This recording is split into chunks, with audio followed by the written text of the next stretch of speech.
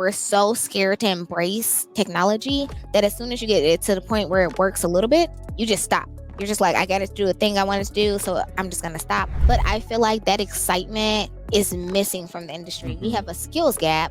And so we try and solve it with technology instead of solving it with training. My job as a marketer on the vendor side is to figure out where my product fits for the most perfect customer, because it's not the best thing for everyone.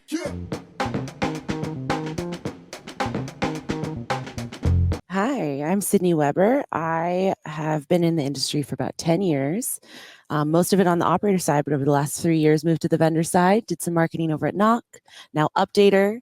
I host a podcast called Life After Leasing, which you have been on. So I feel like this is almost a crossover.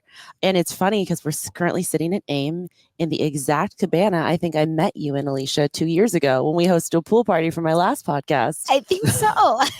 It's full circle. Is that the carving of a heart with your two names through it then? Oh, yeah. Yes, We did write that. Yeah, that's us. You have to carve it in.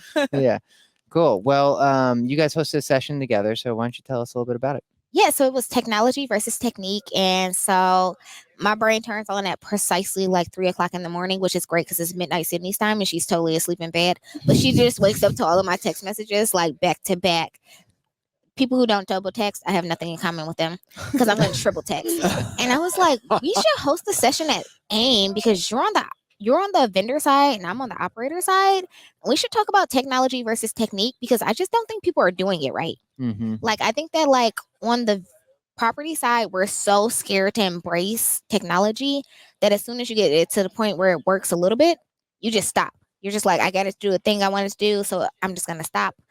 And but if you just go a little bit further, it could actually work. But like, also, where do you need technology? Where do you need it to step in and where do you need it to step out?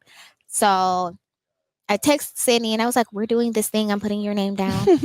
Always. I think I put a question mark. Yeah. I put a question mark. Like, we're doing this thing. I'm putting your name down. Question mark. Because I thought it was so important. And I know that she feels so strongly about AI and automation and everything. It's because I'm lazy.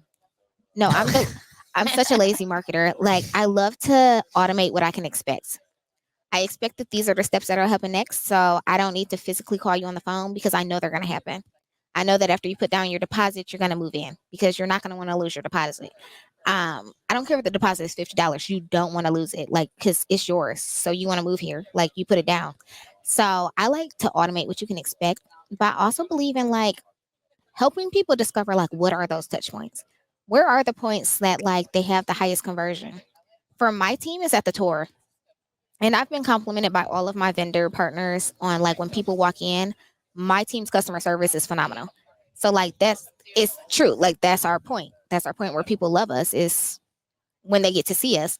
But before they get to see us, some leads are a little colder. They're kind of looking, they're kind of thinking about like making their way to you.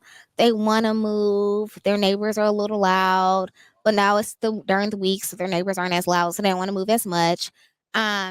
So those are things you can automate, those follow-ups, those things like that. So we really held it like a brainstorm session, old school. If you ever worked on site, it's a big thing where you come together and all the leasing people will talk about like, what resident events are you doing? And so you would get them all in the room and they would talk about resident events and they would ping it off at each other. So we took that same kind of mentality and arts and crafted so that they could figure out like, but where do you need technology and where do you need to train for the techniques? And my opinion is you're not hiring leasing agents because they're great admins, because you want them to file a bunch of paperwork and do a bunch of like back and forth admin work. You're hiring them for a personality. And so they should be able to sell. And if you're bogged down by all the extra bullshit that you're doing in a day, you're not doing what you're hired for. Just to be a personality, to be a warm, welcoming, smiling face for your residents and your new prospects. But there's also a lot we can do with technology that can enhance technique, getting all of your renter information into one place so you can create surprise and delight moments along the way and track what they're doing and when they're doing it. So you can maybe, upsell something in your community or see whether or not they're going to, renew way ahead of time and make preemptive adjustments based on that. And we really kind of, I had an old coworker that call it like the dreamy dream scenario. We were making up technology that we don't even know existed yet in that session. I mean, what's the future state of this resident journey? So it looks a little just less manual and more delightful. Yeah. And less like sculpted and more like freehand. Because I think that that's a big part of it is people understanding that they do have power. Like leasing is leasing and maintenance are at the heart of everything we do, right? So if we can automate the things that make sense for them so that they're not bogged down by paperwork, so that they can get back to doing what they do best, because you hire leasing for personality and you hire maintenance for skills. And maybe like you have to coach your maintenance on personality, but also if you can get the right work order at the right time, I think that it goes such a long way in helping them. Um, so one of the things that we do is our maintenance supervisor takes people to the apartment and it cuts down on those first 7 day move-ins. But like because we're able to automate other things for the maintenance supervisor, they don't have to be on site doing those things like bogged down by paperwork, and then they can take that move in. They can have that personal touch because leasing sells, but maintenance renews. Mhm. Like everybody wants to live in an apartment that works. Nobody wants to live in an apartment where they're like, my dishwasher has been out for 7 days. Like everybody wants to live in an apartment that works. But also like even in the automated processes, when you see things coming up, where do you step in? What makes the most sense? Like what feels natural? And so that's the path that to me leasing should take. And even marketers, I think sometimes we forget about all of the things that we automate. Like I do not go into my pay-per-click campaigns every day and like bid on different things and adjust them because Can you do an applause, please? You Thank you. guys have sound effects. I love this. This We- is so fancy. We're This very is high selective class. with that, so just know that was that really landed. Oh my God, thank you guys so much. And I would like to thank the Academy. But no, like, I think that there's so many things that we could just automate better. Like, one of the small things that we can automate better, and I'm usually terrible about it, is, but I start doing it when I'm on site. I just set up a out of office. Like, hey, I'm on site visiting our beautiful communities. It's gonna take me a little longer to respond to you. But that's such a small thing that like Outlook will do for you. So it's not even like something big that you like, it's not a big to do, but now people know I'm on site. And then my other communities are like, oh my gosh, I can't wait till Alicia comes to visit me. And they're making their list and they're getting prepared and they're getting excited. So I just think that it's one of those things that like, even on the corporate level, you normally when we talk about automation is follow up, follow up, follow up. It's probably my buzzword of the year that nobody ever wants to hear me say again. But I think that even for us at the corporate level, on the vendor side, like automating those small tasks is so important. Or even having reports sent to you, not having to dig through 4 different Excel spreadsheets to like find things. I think it should just make it so helpful. So we had round tables. We thought we were going to be outside looking over the beach. We were inside. Stuck us in a room. That's They all right. stuck us in a room. We were not in the corner, but they did stick us in a room. Those And it late was- switches never happen here. Oh no, it was a very intimate environment, and we were able to split up the teams into 2 different groups. And what the groups came up with was very similar, but also a little bit different. And I just love that approach. That like we all think about our jobs very differently, but we all picked the same touch points that were people versus tech. Yeah. Mm-hmm. Is there an Absolutely. example then where you would say that maybe the industry has put too much emphasis on trying to solve something with tech that should be technique instead? 100%. It's leasing shortage. What is industry average at right now? Probably 30%. I know I'm at 30%, so I'm just gonna assume that we're at 30% because I think that I'm an average. Are you talking about conversion? No, like leasing turnover, just in general. Oh, okay. I feel like we turn and burn the same 30% of people every year or every year. You mean and your a- churn, like annual retention? Yeah, you, like you renew employee 70%. I thought that was Oh, actually- employee retention. employee retention? Oh, okay. Yeah, There's that 30% that's not committed, and a lot of that is training. Like there's actually been studies done that if you train your people and you onboard them and you give them a purpose, then they're more likely to stay. Which is something that I've talked to a couple of companies here, and they have like robust training programs. But like for the longest time, training was under marketing for leasing.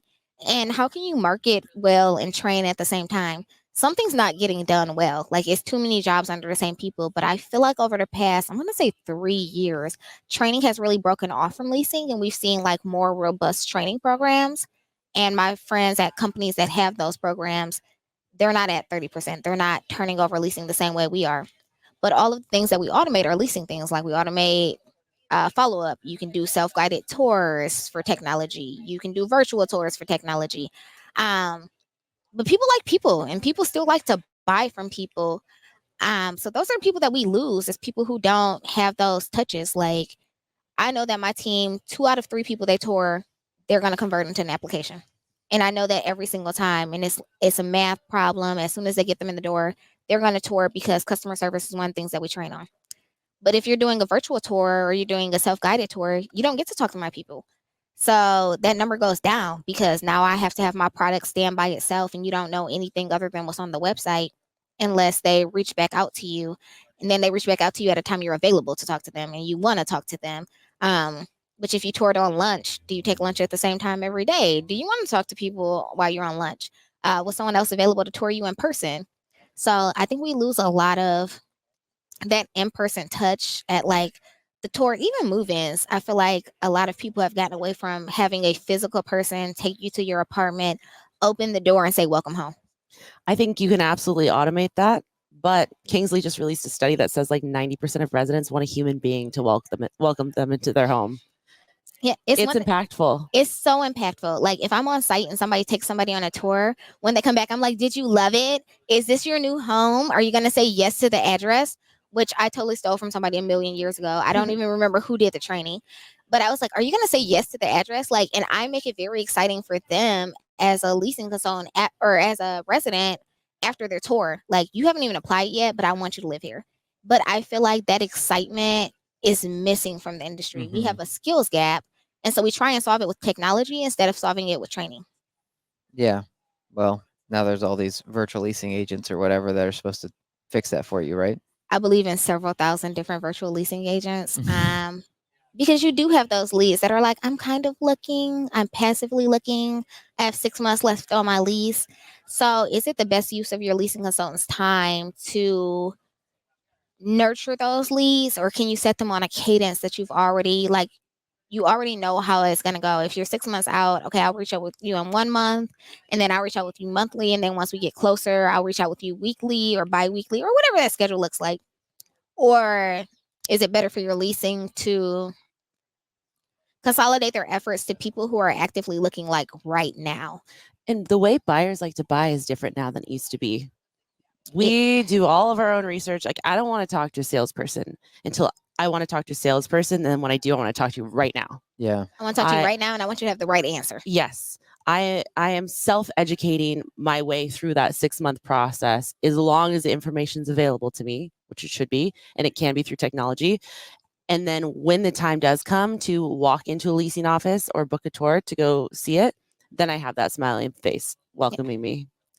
And so that's one of those places during that like longer period, that 6 months, that 1 week is what I'm saying, from the time they tour to the time they apply, is where, yeah, it makes sense to input technology. But when they walk into your office, they've scheduled this appointment, you should be greeting them like, hi, Sydney, I was waiting for you. How's your day been? Did you check out the restaurant I told you about? Like connect them back to the community, because that human touch, when like somebody is expecting you and they stand up and they meet you at the door and they're super excited to see you. And even if you're not Sydney, but I think you might be Sydney, I'm like, oh, I have an appointment, Sydney. She's coming like in 5 minutes, but I can give you a micro tour, or I can pass you off to one of my coworkers. Let me grab my manager and she's going to tour you, because Sydney is moving in today and I cannot wait to meet her. Like, Wow. to me, that's one of those things that just like feels so good. Like when you check into a hotel and they have your name on the screen, it like feels so good. Like, you wanted me here. There's not a lot of industries you get to buy from humans anymore either. So Yeah. we're like one of the last ones that's hanging on. You get to buy from humans and live with humans. How amazing is that? So, quick question: how standardized, I guess, is this strategy or approach that you're talking about?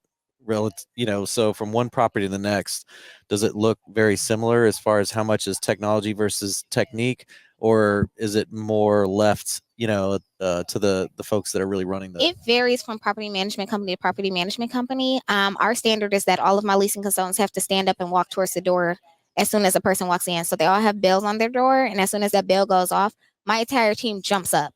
Like, they literally all fight to get to the front to talk to somebody. And every single person who's ever walked into one of my communities knows that my team does that.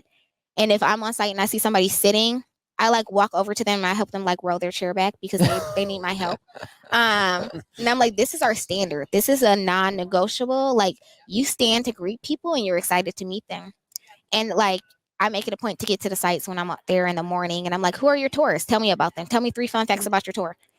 So that they get in the habit of like checking for the people who, everybody can like schedule a tour. So tour scheduling is a great technology thing because you can just schedule a tour overnight at any time whenever you're available. So they schedule a tour, and I show up in the mornings, and I'm like, okay, tell me about your tours coming today. What time are they coming? Tell me 3 fun facts about them. What do you know about them? What are you excited to hear from them? Like, what are you going to show them first? Like, what do you have available, and what are you going to show them? How much does it cost? And so I quiz them because I want them to get in that mindset that I want you to imitate this behavior. And I reward the behavior that I expect. Some people like punish the behavior that they don't like, but I like to like give incentives for things I expect. So when That's what my trainer told me to do with my new puppy. yes, Positive you have reinforcement. you have to do positive reinforcements. It can't always be the water bottle. Yeah. I mean, it will be the water bottle sometimes, but like I like Depends to. on the dog. Depends on the dog. I had a dog who would like lick the water, so it didn't work so well for him. But I like to give them positive reinforcements for what I expect. So when somebody gives me a compliment for my team, I pass it along to them. I'm like, oh my gosh, you guys did such an amazing job. And so I DoorDash them crumble cookies. And then they post the crumble cookies on Instagram. Then all of their sister properties are like, we have cookies. Like, or when the trainer shows up, I'll tell her like somebody, really told them a good thing. So I lean on my other partners in a corporate office. And we all just champion them on together because this is the behavior that we expect for our teams to do. And just because you expect it, you should compliment a fish for swimming. Like, it's hard. Like, swimming is exhausting. Like, you should compliment a fish for swimming. Like, and I think sometimes we miss out on that simple acknowledgement that could be the thing that keeps your leasing going just enough to get that next sale, because they do take a lot of calls a day. But this might be your prospect's first call. Yeah, Reed, I just want to compliment you for not picking your nose while Thank on the you. video I've podcast. been working extremely Yeah, hard I at that. Yeah. Sydney, on the David loves his dad jokes or Yeah. crass humor. So what about on the vendor side? Are there things that you think vendors we should be considering that are more technique than technology? I think that on the vendor side, we should be really cautious of what we're expecting our end users to do because, we sell to corporate decision makers like Alicia, and she ultimately has to push whatever we're selling onto her team. So really, when we're putting together our positioning and give them a serious what's in it for me. A big thing that I've encountered in both companies I've worked for over the years is another dashboard, another thing to log into. And it could be really daunting as a leasing agent who maybe is fresh off of a role. I was a ballroom dance teacher or a barista or a waitress. Like, you get hired because you're charming, not because you are great at using all this technology. So have a lot of empathy for our end users, even though they're not the ones that are signing the checks for us. We need to empower our project sponsors, our champions internally, whether it's your Alicias, your marketing directors, your operators, whoever, empower them to give their leasing teams and on-site teams a what's in it for me. So they're excited about using this thing, and they understand that ultimately it's going to help them either make more money or save them time. Because if it's not doing one of those things, then they shouldn't buy your product to begin with. So yeah, that's what I don't necessarily think that we can change our products. I mean, we'll evolve them, but make sure they have a reason why they're using it. And no, because I've rolled out a lot of technology over my career when I was on your side of the business unsuccessfully because I thought it was cool and shiny and I thought it would do all these great things. And I was just like, I bought this, use it. And it was such a failure. But until I brought them along for the ride and showed them the real value, I mean, that's what my job as a marketer on the vendor side is, to figure out where my product fits for the most perfect customer, because it's not the best thing for everyone. And how do I not just tell them what it does, but how do I make them really like, this is going to transform your day. This is going to transform your bottom line, whatever it's going to do. They need to know that, but they also need to know it can't just be that for the champion. It has to be that for the end user, because they're going to have to do the change management and advocate internally for my tools. Reed, does anything come to mind for you, like where maybe we're doing too much technology and not enough Digital? technique? Yeah.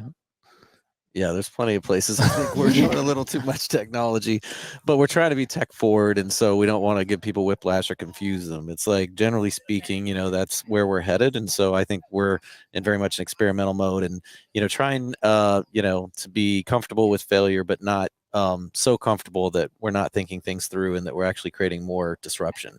So we offer a lot of latitude, and I think that's been part of our recipe for success is empowering people, making sure we're getting feedback, the things you're talking about, so that it's very rare that we'll just say, this is the new tech and everybody's going to do it. We try to do as much kind of early testing and getting that feedback. But we don't get right all the time.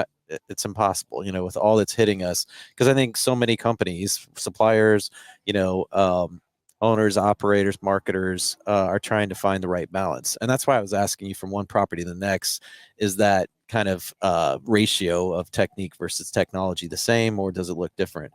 Because I think, it's hard to say we're going to have this kind of balance between these two buckets, across an entire organization.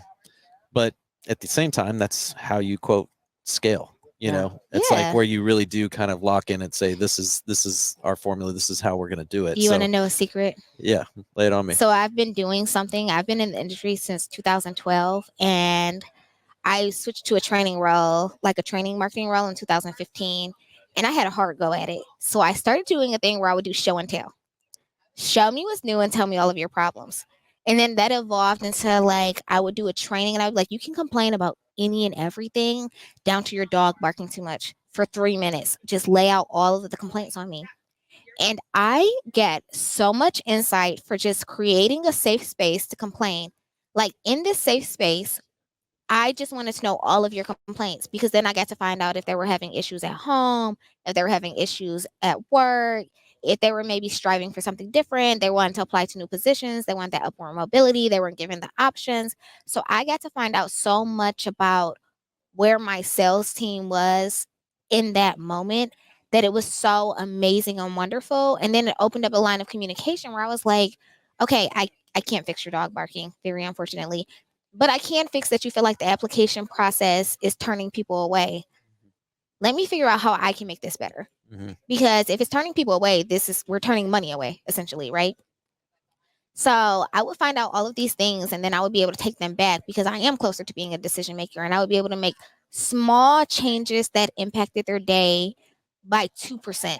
And if I can impact every day by 2%, this is so much time that you get back that you're like, we used to have to do it this way. And they would tell like new people, well, the process used to be 5 minutes longer, but now it's 5 minutes shorter. And so we're getting closer to like a better flow of things. And if we could just tweak this one thing, so you do it, just work it backwards and like tweak what makes sense to tweak. But also, I lean on my vendor partners so much. I mean, I'm sure that they absolutely adore talking to me. I talk to all of them at least once a month, and I tell them what's working, what's not. I do the same thing with them. I do show and tell. Like I tell them what's working, what's not. I want them to send me their numbers. I bump their numbers against my rent roll to see if like their numbers and my numbers are actually aligned. And if a product isn't working, I ask them like, can you do more training? Can you train my teams? Can you help us make it work? Because it's not working for us. Mm-hmm. Mm-hmm. And I stay very transparent with them. Like, if it doesn't work for us, we do have to cancel. But I want it to work for us. So can you do more training? Can you, not more training on the benefits of your product, but the training on like how to actually utilize the product? Yeah. Can I tell you where they're struggling so that you can prepare the training, so that we can do the training, so that they feel, because as soon as something is hard, leasing will not do it. They will work their way around doing it. They will take the longest path around to do it if they don't like it. Because if leasing doesn't buy in, they're not going to use the product. So now it's a cost center. Mm-hmm. And then it makes it harder for your residents, because they're trying to like work around something that you put in place to help them. So I just started asking them like show and tell. Show me what's new. Tell me what's going on. How are things doing? And I'm like, and this is a complete thing that you can complain. It's a safe space. I'm not going to tell your manager, like, this is between me and you. Tell me anything. I like it.